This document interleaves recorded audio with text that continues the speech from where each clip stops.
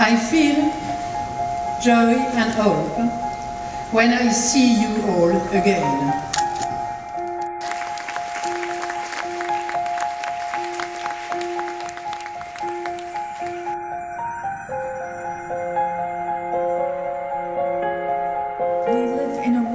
In which we still have the marginalization of women. 18% of political participation worldwide are women only. 10% of decision makers in the media are women only. 2.2% of peace agreements are signed by women. We are all part of that trope that is marginalizing 50% of our own assets and our own talents.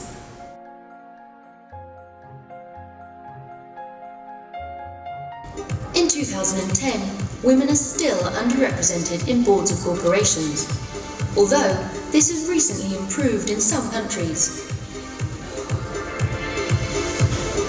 At the same time, gender diversity remains very low in companies' executive committees. In France in 1975, women accounted for 41% of university graduates.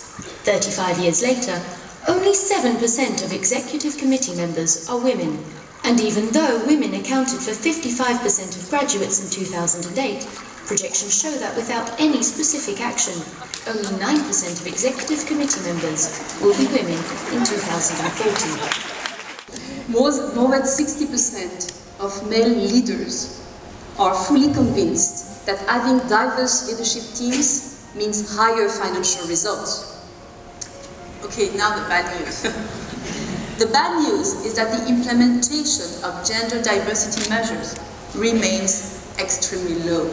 Well, I think as a business leader, you firstly have to recognise that gender diversity is not just the right thing to do from an ethical point of view, but it is incredibly powerful from a business point of view.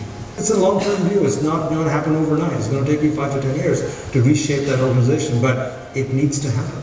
And like everything that we do day to day, once you realise the power of it and you make it a priority, change will happen.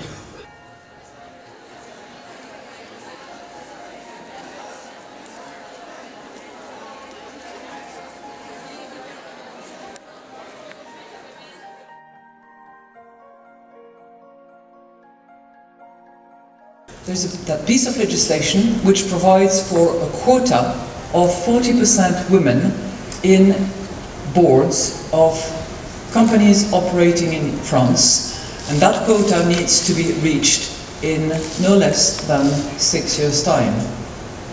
Now, you might all, yes, I think,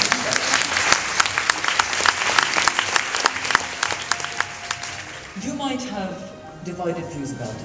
And I myself, when I began my career about 30 years ago, I thought, no, we've got to stand on our own merits, we have to be judged on our merits, and we cannot justify any particular piece of quota, discrimination, positive action, or whatever. No. And then you have these wrinkles and this white hair, and you think to yourself, not much has been accomplished in the last 20 years. Not much has been accomplished in the last 30 years. So something needs to give.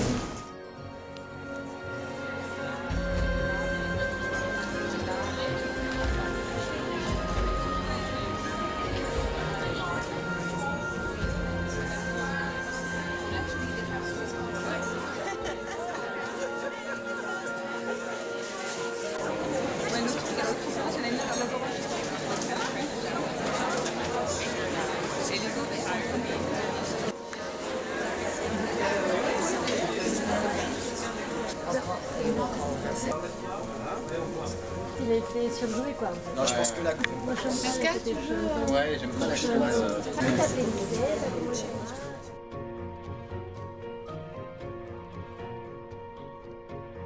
are in advancing women in organizations, both in the U.S. and on the global scale.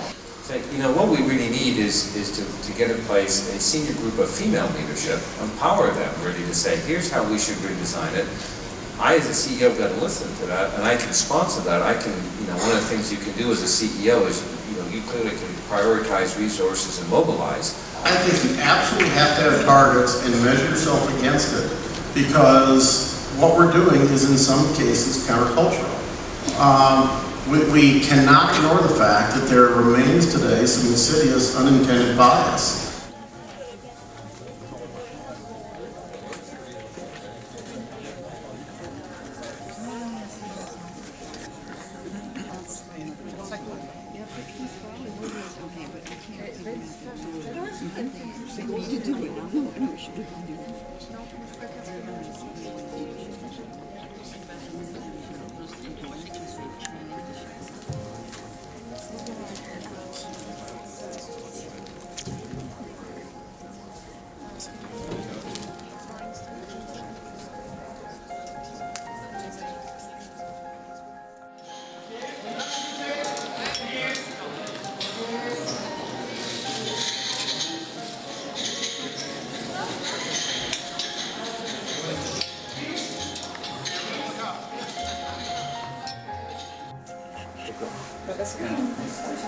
Thank you. Great. Thank you so much.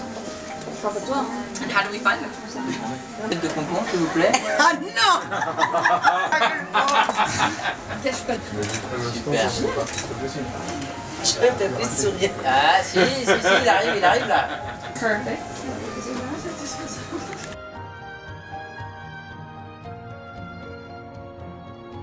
And let me say personally, I'm coming from a generation of women who wanted it all. Some got it all. Now we need to share it all. And when I mean share it all, that means also the family responsibilities. And that is why we have installed at the level of the European Union a parental leave with mandatory periods for fathers. And we have very good examples all around Europe. For instance, Germany, who has a very strong parental leave. And we see things changing because businesses change.